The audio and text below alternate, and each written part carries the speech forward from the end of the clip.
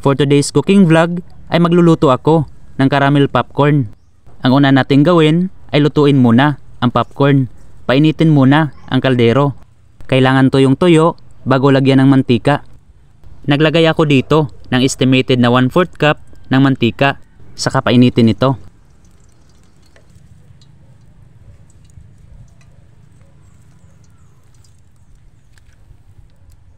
Sunod na step ay ilagay itong 1/2 cup ng popcorn. Takpan at hayaan mo nang may mga puputok na mga butil.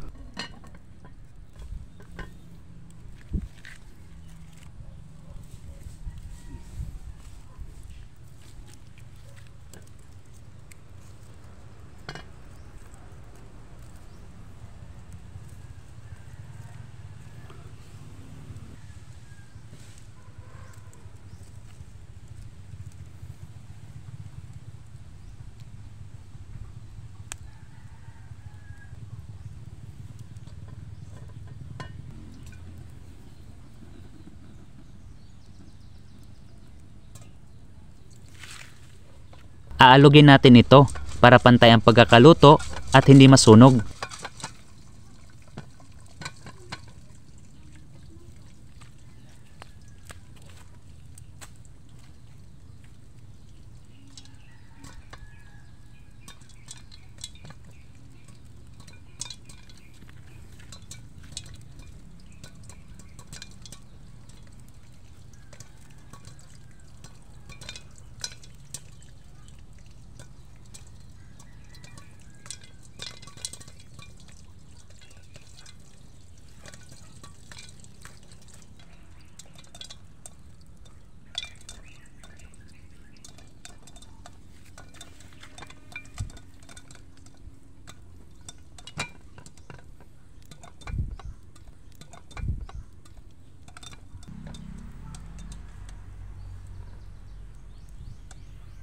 So narito na ang mga naluto kong popcorn. Set aside mo na ito kasi gagawa ako ng caramel pang-coat dito. Sa kawali ay naglagay ako ng 1/2 cup na tubig. Saka nilagyan ko din ng 1/2 cup na asukal. At para mabalance ang lasa ay naglagay ako ng konting asin. Naglagay din ako ng konting lime juice. Pwede din kalamansi para maging sticky at hindi magbubuo ang asukal. Haluin ng mabuti ang mixture hanggang sa maging medyo sticky na ito.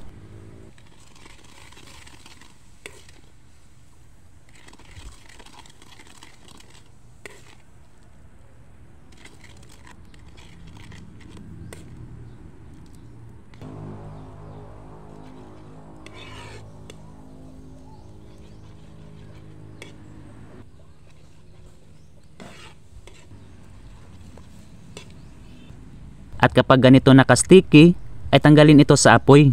Ihalo dito ang mga nalutong popcorn.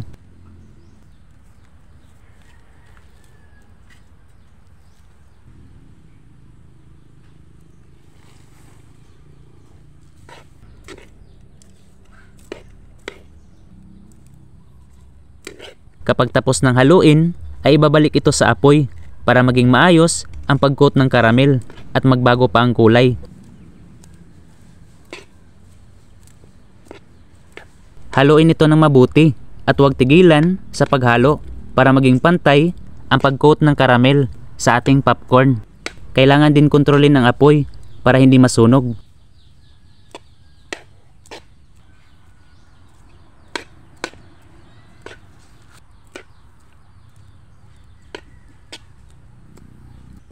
Habang tumatagal ay nagiging maganda na ang kulay ng ating caramel popcorn.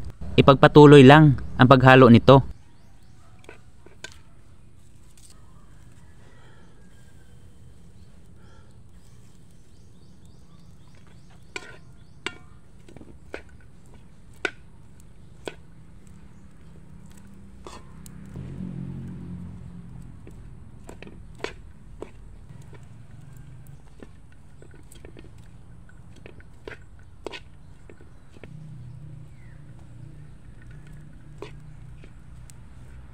Ito na yung tamang kulay na kailangan natin makuha.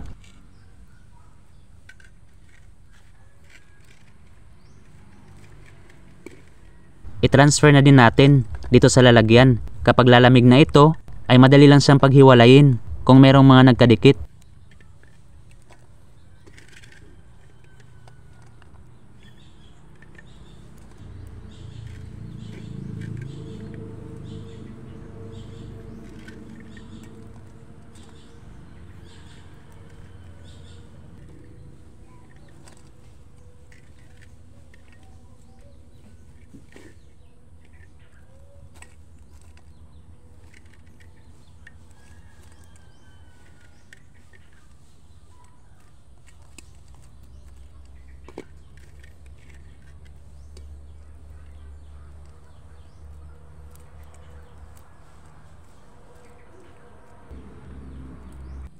At narito na ang aking naluto na caramel popcorn.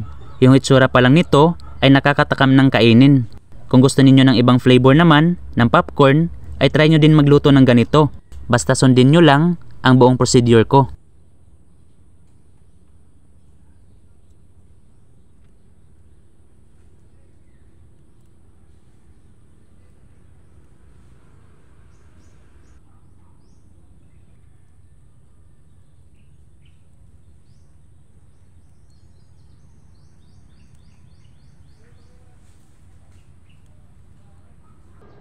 It's tikiman time na, kaya kain tayo guys.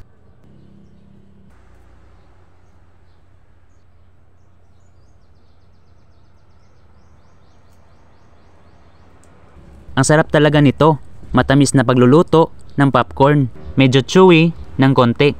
Opposite ito dun sa nakagisnan natin na may cheese powder at yung plain lang na may asin.